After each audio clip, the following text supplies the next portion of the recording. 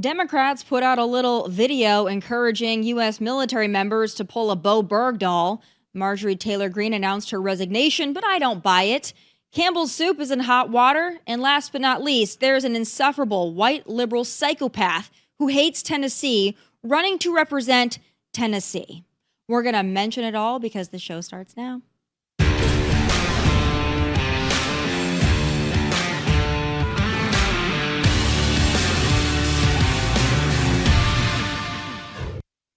Remember that stupid-ass video those Democrats put out last week? The one where they insinuate our commander-in-chief is handing down unlawful orders they have an obligation to reject without specifying what those unlawful orders are? Well, they probably should have consulted someone other than their social media manager because now they've got to explain it. And those explanations are going over like a lead balloon. What reminding them of their obligation order from the commander-in-chief that we are asking our military to carry out are you objecting to? This is very, very vague. And it was so vague in this video. I don't think people could figure out what you guys were all talking about, honestly. Martha, Donald Trump has made a series of very disturbing comments and suggestions that would violate U.S. law and put our military in terrible positions. Again, we're getting nowhere because you're not talking about an order. I don't want to wait until that happens to remind our troops of their obligation because then it'll be too late. Do you believe President Trump has issued any illegal orders? To my knowledge, I am not aware of things that are illegal, but certainly there are some legal gymnastics that are going on with these Caribbean strikes. If you look at popular culture, there's you watch, A Few Good Men. We have plenty of examples since World War II in Vietnam where people were told to follow illegal orders and they did it and they were prosecuted for it. Quiet, Piggy. If you thought those yahoos were bad, wait till you hear the legal guidance and advice doled out by the leftist fake stream media hacks. But it's a wink and a nod, and it's all meant to undermine the President of the United States. The military does not have a right to undermine the chief. Hold on a second. In this country, you do get to undermine the President of the United States. Not if you're in the military. No. He's the commander-in-chief. If you are a member of Congress, you absolutely, in this country, have a free right to undermine the President of the United States. You know that, right? The commander-in-chief. I just want to be precise, Congresswoman. Should members of the U.S. military or the intelligence community, for that matter, obey what are clearly illegal orders if in their mind what they're being told to do is something illegal? Should they still go ahead and follow those rules? You're asking an enlisted person for their opinion on what they think is legal or illegal. That's a pretty slippery slope. Wouldn't you agree with that? So that's an interpretation. And what the president has done is not illegal, right? So I would say follow the chain of command. Follow your commander-in-chief. Amen. But these people are so stupid. If you're going to put out a video or defend those who put out a video calling on U.S. military members to defy the chain of command or reject unlawful orders, you best be able to spell out what the hell you're referring to. But alas, the party of outrage and resist didn't think that far ahead. Joining me now is former SEAL Team 6 member, the perfect person to talk to about this, Rob O'Neill. All right, I'm really very interested in your reaction to all of this because it's not going away anytime soon. We got Senator Mark Kelly maybe having to come back and answer for this video. Of course, they want to defy and they think that this is another resistance against President Trump, but I don't think it's going to end well for the Democrats. What's your take on it all? Thank you for having me, Tomi. It's good to be with you. This is just another example of the way Democrats try to spin things. They love for people to be themselves and express yourself. Day one in the military, Army, Navy, Air Force, Marine, Space Force, Coast Guard, they cut your head, they give you a uniform. You are now in uniform and you follow the proper chain of command. They're so used to getting away with everything all the time. There's no repercussions. Nobody gets punished. But right now they're committing, like sedition's the word being thrown around. This is actually a conspiracy and peppered with treason. You can't just tell soldiers you might want to consider which orders you can obey. Every order in the military is lawful until proven otherwise, first of all. And which order is unlawful? They can't tell you because there isn't an unlawful order, and he's a commander-in-chief. Mark Kelly seems to be the highest-ranking guy here, a senator. He is not in the chain of command. The commander-in-chief is. The secretary of war is. I'm not a lawyer. I've been to combat a lot more than Mark Kelly. My advice to him right now is shut up. You're not doing yourself any favors. You can be recalled. And the Secretary of War noted today that picture that you posted of a rack. It was a pretty impressive rack. There's some V's on there. Everything's out of order. Now it's the time to see if your ribbons and medals are even awarded, if you've earned them, or if you're wearing some you shouldn't have. When the Secretary of War says he might recall you to active duty and your first line item is to get an inspection from SecWar, you're in a lot of hot water. And a lot of your friends, your friends that have the pulpit or the microphone in Washington, D.C. will be nowhere to be found when the Uniform Code of Military Justice swings into action. There's not going to be hanging. There's not, no one's getting executed. However, it is in the Constitution that you can. Yeah, I think this was just such a dumb move. I know what they were trying to do. First of all, they wanted to make a cutesy social media video, and this is some of the more vanilla members of Congress and the Senate that wanted to get some name ID. They wanted to be Jasmine Crockett for a day and put out a video with captions on it. I think that's actually what motivated this. But they also wanted to put out there, not just to military members. I think this is actually was more so for just the general population. They want to sow this narrative that President Trump is ordering our military members to do things that are unlawful. And they want people to see them because they are apparently there in intelligence and their former military. They want them to believe that because they have careers in this field that they're onto something here. And most people don't know anything about military codes. They don't know anything about chain of command. So they listen to these yahoos and they're like, oh, President Trump is ordering them to do things that are unlawful. So I think that was the intent here. But, just from your perspective, going back to your service in the military, what does this do to members of the military when they hear people like a senator or former CIA, intelligence, all this, hear them talk like that?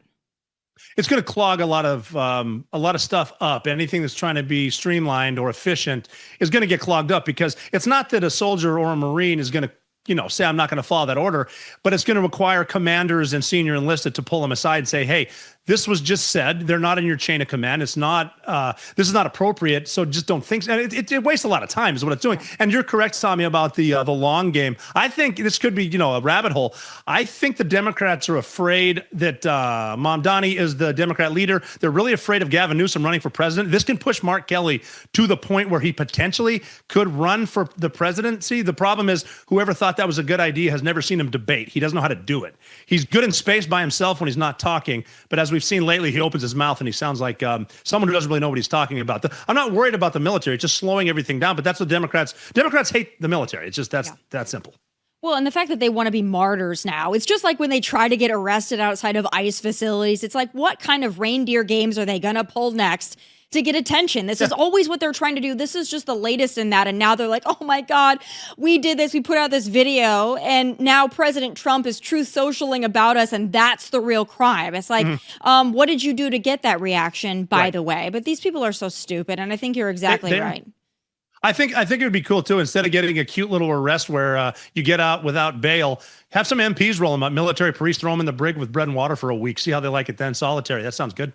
That sounds great to me, in fact. And I think that they should think twice before they put out these stupid videos, because you can be a martyr, but now you've embarrassed yourself. And all the people that matter, you're going to look like a pathetic loser. So but there's I mean, that. until anyone is held to account, that nothing's going to change. Right. Like right now, they don't care. They say they're getting on there saying, I will not be intimidated by the president. Well, you should be. And they have the power. I don't know if you noticed, the Republicans are kind of running everything now, and they should. I think Pete Hegseth, Secretary of War, is onto something here. But I mean, I even tweeted out the other day or put on X a post that if they do nothing about sedition with members of Congress, I'm never going to pay taxes ever again. Because if they won't arrest treason, I doubt they'll come knocking on my door for my taxes. But of course, the way the world works, maybe they will. Yeah, I think you're right about that one. Oh, let's talk a little bit about some other ongoing operations. What's your take on what's going on now in Venezuela or just outside Venezuela, the positioning here? It seems like something's maybe about to go down, or at least a strong message is being sent.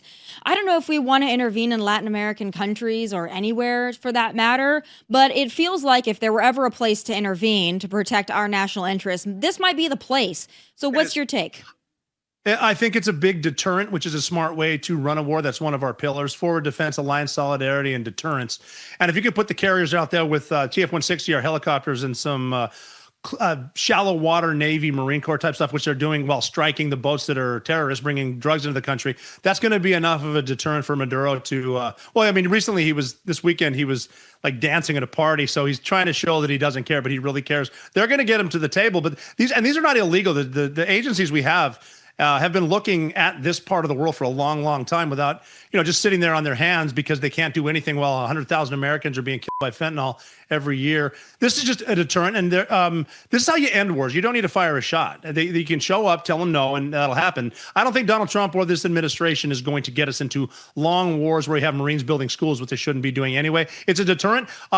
Even though our public doesn't really realize that our enemy understands force, it understands power, and it will respect it. And that's what we're doing. Same thing with Somalia. Same thing with these immigrants. A lot of people around the world are not like us, and they understand force, and we do have it, and we need to show it. Instead of being the big tough guy who doesn't know he's tough and lets people run over him, it's time to put the foot down. They're doing it. You're right about that. Let's turn to Ukraine just briefly. I got to be honest, I'm exhausted of Ukraine. I know that doesn't sound the best to say, but I hope that we reach some kind of a deal. I hope that Ukraine takes it. I think that, as President Trump has said repeatedly, they don't have the cards not to take it. But I think that the shift in Zelensky over the last year has been remarkable. From we're not giving up anything to, oh, okay, well, we will be, not necessarily agree, but we're much closer to agreeing. And we realize that's going to be giving up something. I think he realized that blank check that Biden, the auto pen was writing him, might be running out. So I think that he's ready to make a deal. And I just want it to be over. And I mean, that's just me from an exhausted media perspective. But what's your take? Does he take the deal? Do we need to end this? Will Zelensky actually do it? Well, we need to end it for sure. And a lot of people, Zelensky included, are keeping it alive because they're laundering so much money, because their wives wear a lot of expensive jewelry, and you should check out the boats and how homes they buy because of this. But now, because of what the Russians are doing with there's two weird realizations. No one's really showing their hands. The Ukrainians aren't really going to take that land back, but Russia's not as strong as they like to say. I mean, you can't really trust social media. That's where we're getting a lot of our intel. But they're showing Russian troops showing up. They're not, saying they were drunk when they got signed. It's a bad, bad place. Out east, they want to speak Russian. They don't want to be penalized for not speaking Russian. Zelensky wants to keep getting what money and power he has, or he's already stolen. And they're already realizing the money was stolen. So both sides are looking to make a deal. Trump's the guy to do it. And I think if they can get them both in the same room at the same time, that'll help. But I think they're on the right track finally. Yeah. And I don't like this idea of security guarantees. If we have an economic interest to defend, I think that that's worthwhile. But I'm just at the point where it's like, what are we going to rebuild? I'm all this in the 28-point plan. I think it's a good plan from somebody who knows jack about this stuff. I look at it and I'm like, that sounds good. But when I look at it, there's some of the things that make me nervous is like some of the security guarantees. Now, I love that Ukraine says they're not going to be in NATO. They shouldn't be in NATO, all this. It's still a corrupt country at the end of the day. But I don't want Americans fighting for Ukraine. And I think that some Democrats would love to see that, to be honest. Well, they have a lot of the Democrats have a lot invested in Ukraine as far as backdoor deals. You'll notice Hunter Biden's not on a lot of boards of any major company since Joe Biden's out of office. That's kind of odd. I'm sure it's a coincidence. It's all been about the first time I went to Ukraine was 1998. And it's awesome to work for a corrupt government, but knowing darn well what's going on over there. And it's been like that the whole time. And then, you got to figure that it doesn't matter why we're here. We just are. But that's a lot of it has to do with us continually moving to the right. Well, Russia hasn't really moved to the left at all. They actually, Estonia, Latvia, Lithuania all joined NATO. And we promised in the early 90s we wouldn't do that. So we're not an innocent bedfellow here or whatever you want to say. So there's a lot that's going on. It should get, like anything else, term limits would have solved this one. I want to turn now to some of the domestic operations here. I think what went down in Charlotte was, again, another fantastic success for our national sovereignty, security, federal immigration law being enforced. But we've still got people who are encouraging violence against the ICE agents, and it's not even thinly veiled. It's just pretty forthright. Let's take a listen to the mainstream media in all their glory. My MVP of the week is all of the students who walked out in Charlotte this week in protest of ICE raid. And these young people on their own, without politicians, without mom and dad, said, we're standing against this. We want our country to be better. And thousands of them walked out of their schools in protest to say, we don't want ICE here. In addition to the fact, and I won't say that I'm suggesting this behavior, but ICE agents have found that their tires are slashed. They have been found that they have been chased out of, yes, they have been chased out of buildings, chased out of restaurants. But that's dangerous behavior. It is dangerous behavior, but it is a demonstration that the American public, when they're not being listened to, these are the options that they'll take. I hope this administration listens and pulls back these ICE raids. Sounds to me like he was fully condoning slashing tires and running ICE agents out of establishments and other behavior that's violent and could be possibly deadly.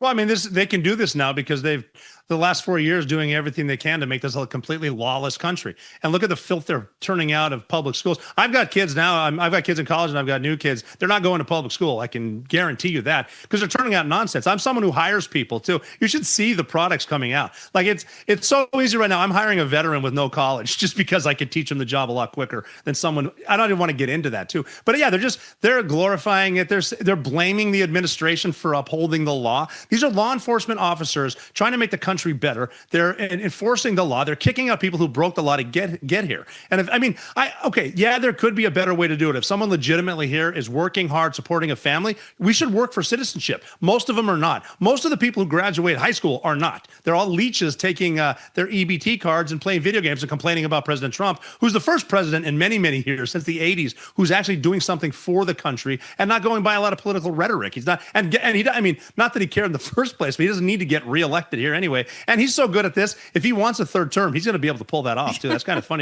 it's even funny to talk about just because, it's fun to rile them up too, because they're really not that smart. It's also not hard to rile them up, even when we're just entirely joking. But, to your point about there's got to be a better way, I guess for me, call me cold, I'm like, the better way was to come to the country legally. So I don't really have a lot of sympathy for people who've been in this country for 5 years, 10 years, 2 decades. They came here illegally. And it's like, well, they can't possibly be asked to leave now. So, well, how did they get here, though? And I also want to know. Yeah, that's the thing to me is it's like, why come the right way and do it the right way if you can just come hide in the shadows for a decade? And it's like, well, but at least they're working. It's like, no, I'm sorry. You still need to go. The CBP One app allows you to go and have an opportunity to return the right way. They even give you money and a plane ticket on your way out. So for me, the sympathy train for me, I guess that's been gone for the last 5 years. I don't really care. I think they all need to go, the worst first. But I think CBS tweeted out yesterday, like, oh, bombshell shocking report. The people that they rounded up in Charlotte, they weren't all rapists. Some of them were just here illegally and had a DUI. It's like, oh yeah, bombshell report. Like, thank you for your attention to this matter. They're also criminals. Yeah, they're criminals too, and they were lured here too because look at all the sweet deals they got. They got free flights, they got hotels and meals. They were complaining about the meals. We're making halal stuff, bringing in. I think like it's almost like we had as many translators in public schools as we did students because of so many different languages. I went to I've been around the world. I went to a hospital in New York. There were languages being spoken in there that I didn't even understand, didn't even recognize. There's people from everywhere here. And the long game is, eventually that's going to hurt you. If you pay your taxes, it's going to hurt you. It's going to increase your taxes. It's going to increase your health care. It's going to increase the lines, the waiting time for everything. These are all people here getting to the front of the line, contributing nothing. Your taxes are paying for it. And that's the whole reason why, like, I see stuff like this. I see stuff in Minnesota with the migrants and stuff like that. I'm like, I'm not going to pay taxes. I'm done supporting people. I went over to defend this country against the very people that are letting in for free. And I do want to hear this ICE conversation the day after the attack that comes on this homeland that we are overdue for. Remember me saying that. Unfortunately, I think we've gotten to this point now where Democrats are they're able to excuse and legitimize anything. They don't really seem to care. The fact that Democrats, speaking of Minnesota, with this, what we've uncovered, with this Somali money going over to support potentially, this is being reported, potentially supporting, El Shabaab. In Somalia, like taxpayer dollars. And the fact that this is actually not, to me, this is not shocking, right? So if you're going to allow, it was like the 90s, they let all the Somalis come to Minnesota. Well, then they take advantage of our system. And then I don't think it's shocking at all that they take our money and they send it back home. And then some of that money goes to support terrorists. That doesn't really blow my mind. It's like, yeah, I figured. But the fact that you have members of Congress that are like, don't talk that way, it's offensive. Excuse me. Yeah, well, we have with Rashida Tlaib and with Ilhan Omar, look at Ilhan Omar, all the kinds of fraud she committed for this great country to allow her in, then she gets her spot because all of her countrymen vote her in, and now she badmouths the country, says Somalia first, supports whatever president she's saying they have. It's a lawless country. They badmouth the country, we let them in, and that's what they're going to do. And now they're to a point where they're telling us what they're going to do. That's what a lot of these Muslim communities are telling us they're going to do. They're not. Wait until, you think it's bad now. Look at England. Wait till it gets to about 30%. You're talking Sharia law. That's no fun. You would think some of these feminists, well, the feminists won't say anything because they're too busy letting boys pretend they're girls. But wait until, like I tell my kids right now, the reason I'm so staunch against this is because I don't want to tell my 5-year-old granddaughter when she's here, she has to put on her burqa, even though I was right. Yeah.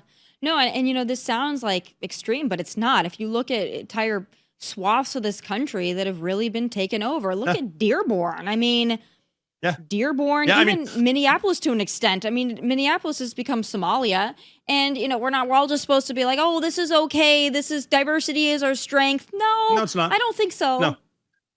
No, bringing jihadis and criminals into our country and letting them live without assimilating is not diversity, it is our strength. It's exactly the opposite. And you can see anywhere. Look at the major cities Democrats run. I mean, you can lie about it all you want like they do and say it's fine. I mean, look, Portland, Oregon is gone. And then I've been saying this. I've been traveling a long, long time since I joined the Navy. I've been saying this stuff about Muslim migration since the 90s. I've been called every single name in the book, but the problem is I've been right the whole time, and it's going to get worse. I fear that you are exactly right about that one. I want to turn to something that's not necessarily political, but it is rather concerning, to say the least. Campbell's in some hot water over some admissions about, I guess, who is eating or enjoying their products. Let's take a listen to this. We'll get right back to the show, but first, a word from our sponsor.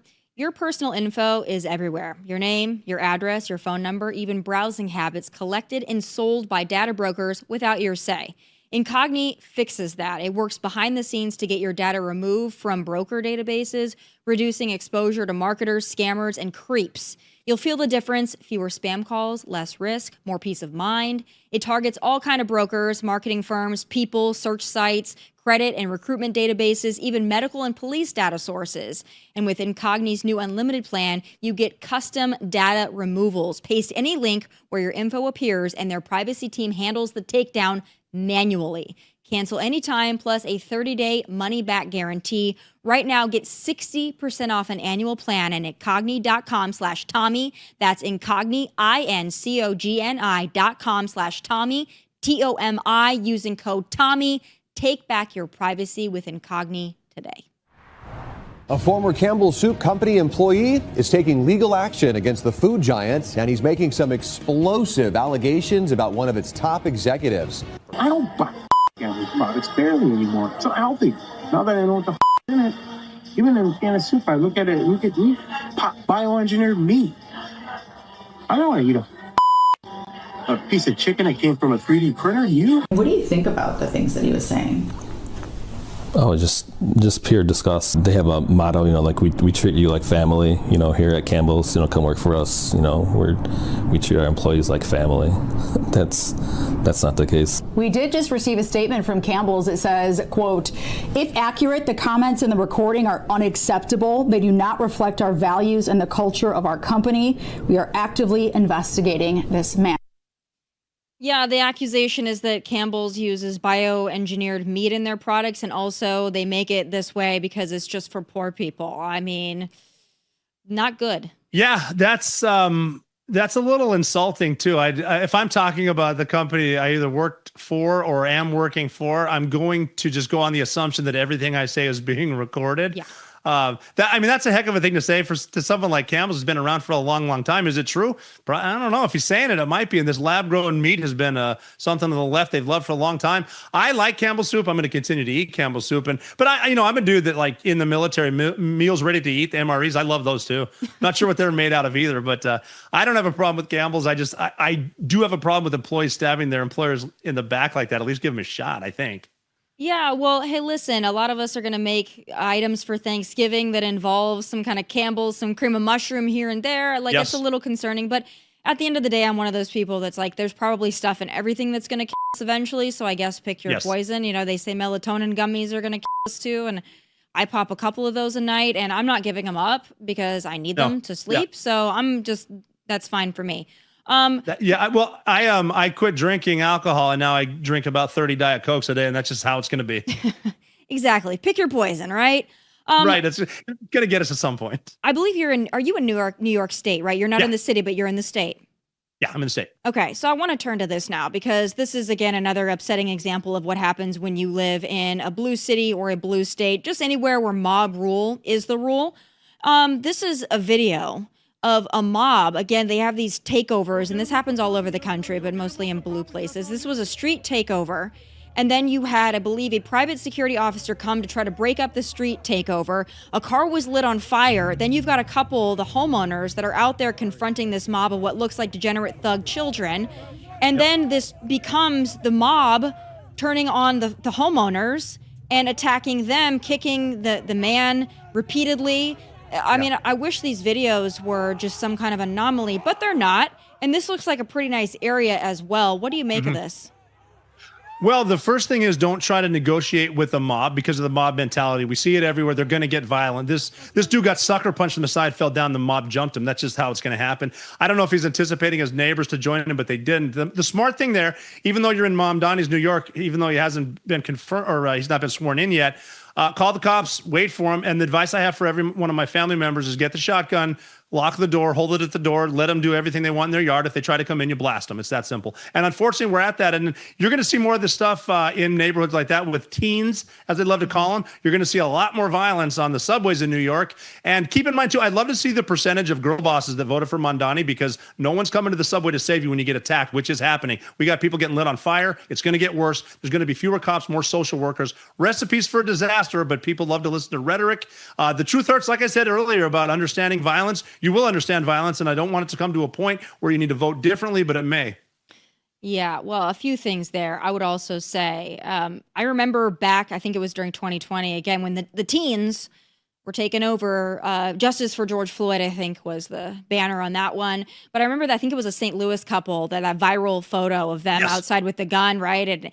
And because the mob was going to come over and get their justice for George Floyd, I guess, in rich communities. But people think that this just happens in the ghetto. It doesn't just happen in the ghetto, because the ghetto has unleashed, okay? It's everywhere.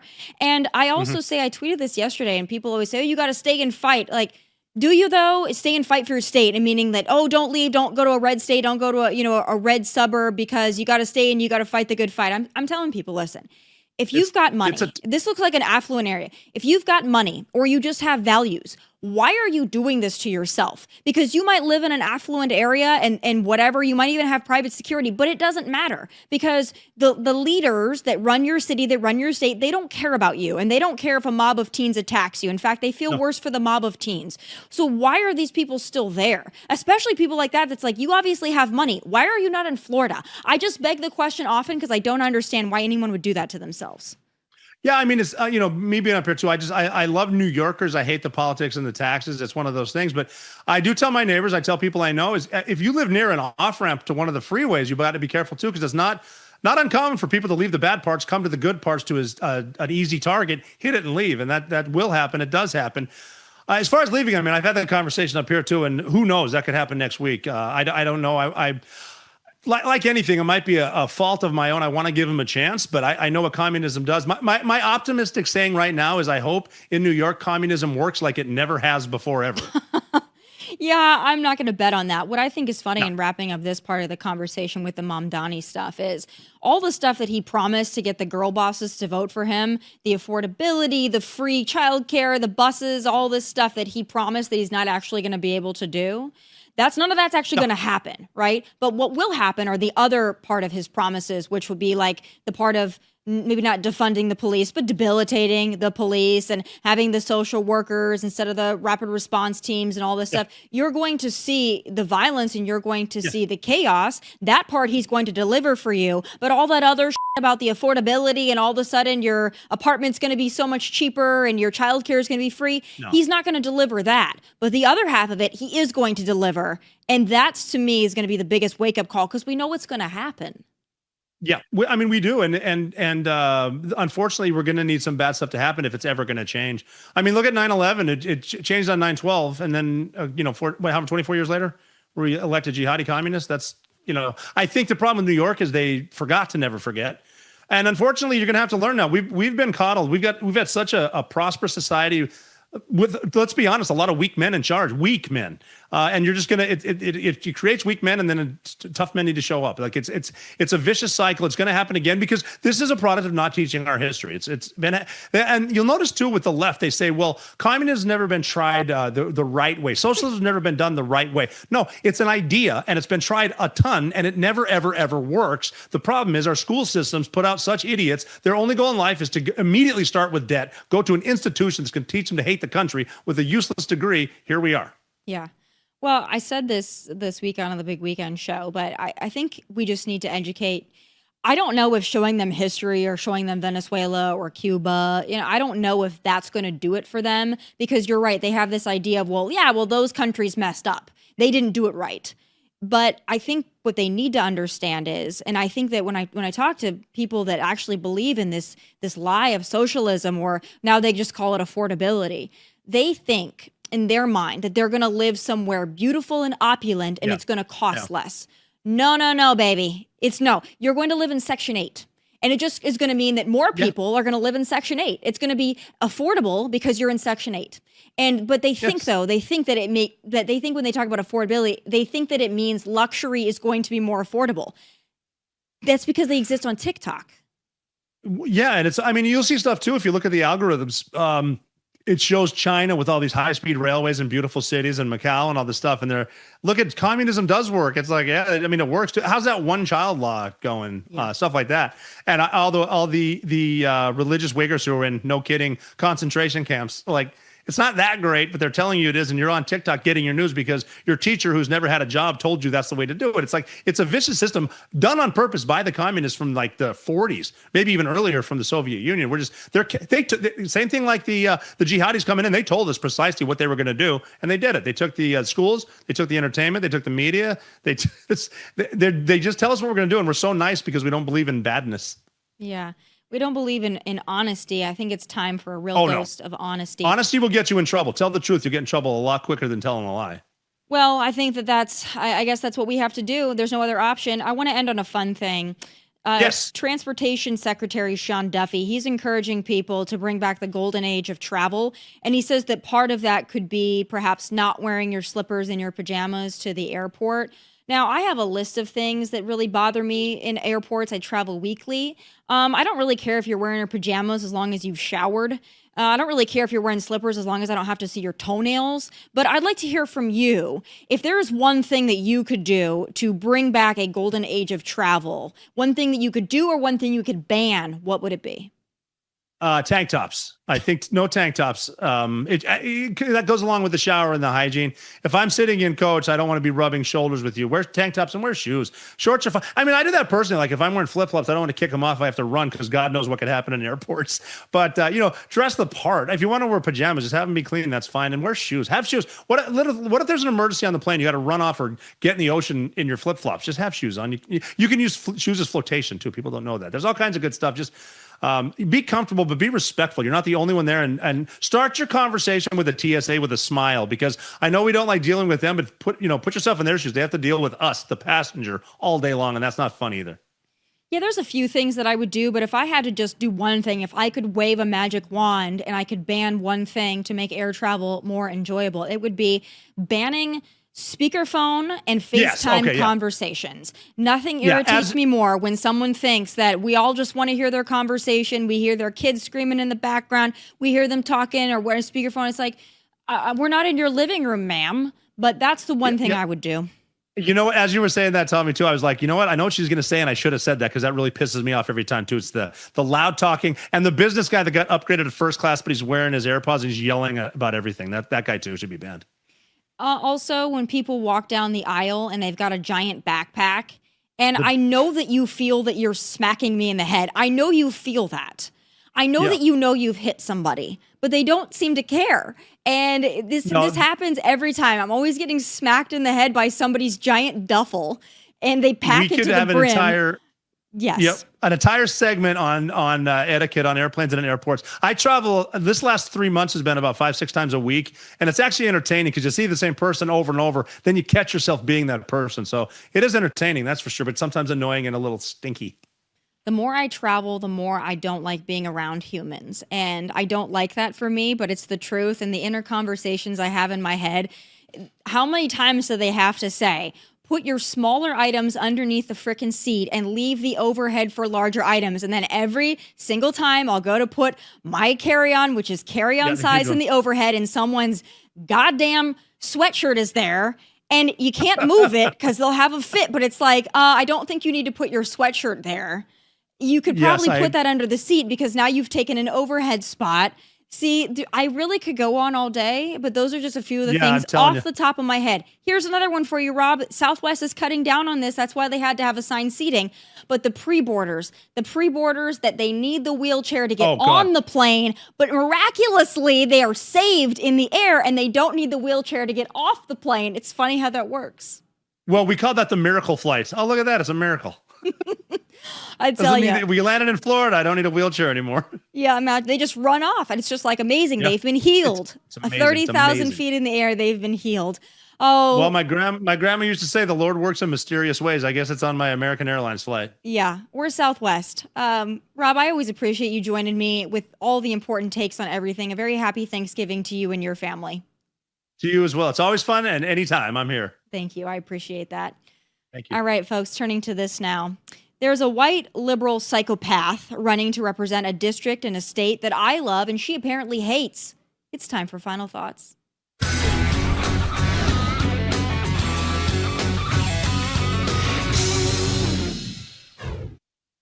Y'all, I have long maintained there's nothing worse than a white liberal woman, but I was wrong.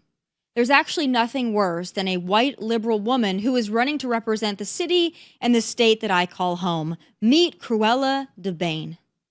But no, a lot of exciting things. I've been heavily involved with the Nashville mayoral race because I hate the city. I hate the bachelorettes. I hate the pedal taverns. I hate country music. I hate all of the things that make Nashville apparently an it city to the rest of the country, but I hate it. The Republicans decided that they're going to start this narrative that me, the state representative who represents downtown Nashville, doesn't like the city. And you're talking to someone who has cried no less than 10 times in the Country Music Hall of Fame.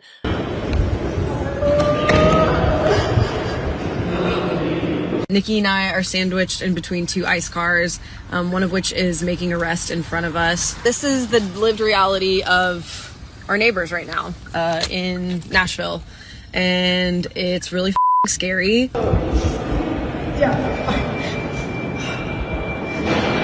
In 2020, you made some tweets that have since been deleted that were very critical of police. You said in those since deleted tweets that the Metropolitan Nashville Police Department should be dissolved. Another cheered on a teachers union saying that defund the police should be a requirement for schools reopening. And another saying good morning, especially to the 54% of Americans that believe burning down a police station is justified. I'm not going to engage in cable news talking points, but what I will say is that... So you don't want to clarify whether you still believe that the police should be defunded? Once again, I don't remember these tweets, but what I'm saying is that... So what this does not mean for Tennessee is that groups on the ground will continue to provide training in terms of self-managed abortions. And so instead of going to a doctor, because we won't have any doctors that provide abortions, how do you do it at home? That woman, that thing, Afton Bain, needs to be in therapy or California, not Congress, and over my dead body representing Tennessee District 7. But I've got beef that goes beyond Afton Bain. My beef is actually with Republicans, and I'll tell you why. The former and now resigning representative for the district, Mark Green, won by 21 percentage points in 2024. Also, why the frick did he run a year ago only to resign less than a year later? That's annoying enough. But what's more unsettling is that this district is even in play for Democrats. This is a Trump mega plus 21 district. A Democrat shouldn't even show face in this race, let alone have a national profile. And you know what? As much as I can't stand Afton Bain, for obvious reasons, that ain't her fault. It's ours. I'll include myself in that category, and I'll take some of that blame too, because up until about maybe 2 weeks ago, I wasn't the slightest bit focused on this special election in my own state. And this isn't just a Tennessee problem either. I fear Republicans in red states are becoming far too comfy and complacent. President Trump is a titan, but he can't do everything all the time for everyone everywhere. Republicans, not named Trump, need to get your asses in gear. This is no joke. And it's also a familiar and cautionary tale, one we just lived through a few weeks ago, the one where Democrats cleaned our collective clocks in Virginia, New Jersey, New York City, and California with that Prop 50. It's like Republicans not named Trump aren't even trying. Mega voters aren't showing up, and some Republican candidates aren't pulling their weight. This is serious. This is 911. I love to laugh at the Democrats and their disarray too, but I've never, ever been one to underestimate them, and you shouldn't either. We've got to get our heads in the game, or the 2026 midterms are going to be a red wedding, not a red wave. And those are my final thoughts. That does it for this episode of Tomi Lahren is Fearless. Catch full episodes on Outkick, Fox Nation, whenever you want. Also, please like and subscribe to the YouTube channel at Tomi Lahren is Fearless. From Nashville, God bless and take care. Hey, thanks for watching. For more of my hottest takes, must-see conversations, and of course, my final thoughts, click right here. And don't forget to subscribe. Just click right here so you never miss a beat. I will be here every weekday, and I hope you'll join me.